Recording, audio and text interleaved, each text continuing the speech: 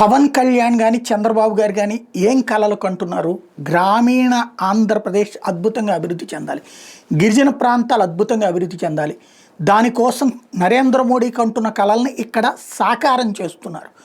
డబ్బులు కేంద్రం నుంచి వచ్చిన వాటికి వేరే వాటికి మళ్లించే జబ్బుని వదిలేసి చక్కగా వాటికి ఆ ప్రాంతాలకే ఖర్చు పెడుతున్నారు. డోలీల మోత లేకుండా ఉండటానికి రోడ్ల కోసం కోట్లకి కోట్లు కేంద్రం ఇస్తుంది, రాష్ట్రం అది ఆచరణలో పెడుతుంది. కానీ ఇప్పుడు నా పక్కన ఉన్నటువంటి క్లిప్పింగ్ చూస్తే ప్రజాశక్తి దినపత్రికలో వచ్చింది. ఎందుకంటే వాళ్ళ ఈనాడు జ్యోతికి అంత తీరిక ఓపిక లేదు, వాళ్ళు ప్రభుత్వాన్ని పొగుడుతూ ప్రతిపక్షాన్ని తిట్టే కాలక్షేపంలోనే ఉన్నారు. ఆంధ్రప్రభ ప్రజాశక్తి లాంటి వాళ్ళే ఇప్పుడు కాస్త నిజమైనటువంటి ప్రజల పక్షాన, వాళ్ళేమి జగన్నేం భుజాన వేసుకోవట్లా, ఒరిజినల్ వార్తలు ప్రజలకు సంబంధించిన వార్తలు వేసుకొచ్చే ప్రయత్నం చేస్తున్నారు.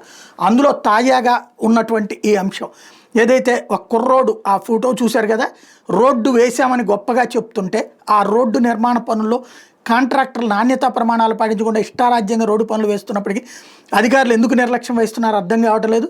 రోడ్డు పనులు నాసిరకానికి నిదర్శనం మండలంలోని జీ శివడ పంచాయతీలో గల అంజిటోలా రోడ్డే.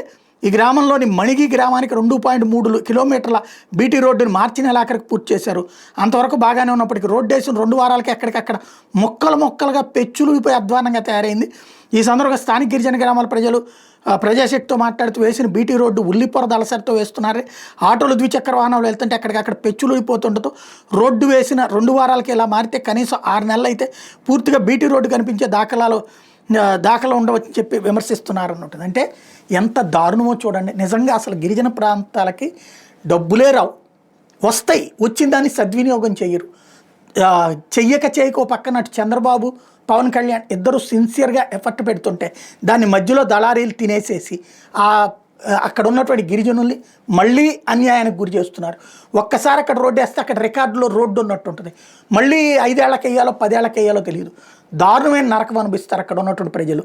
ఈ పాపం వాళ్ళని వెంటాడుతుంది ఖచ్చితంగా.